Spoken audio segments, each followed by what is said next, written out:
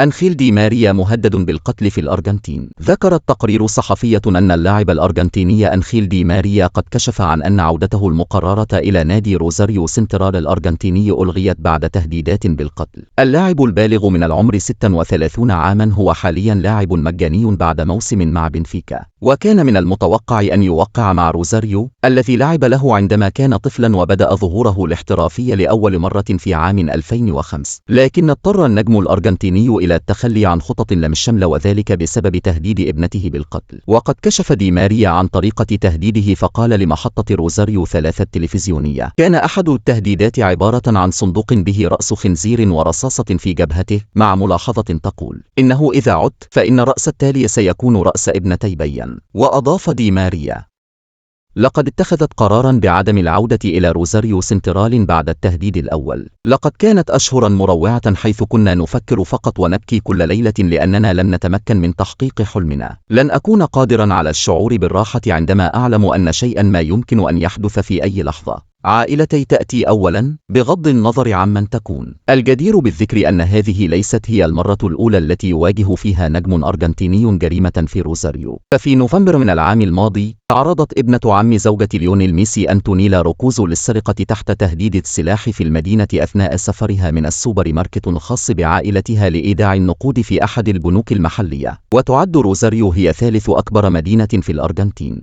لكنها أصبحت تعاني من الجرائم المرتبطة بالعصابات.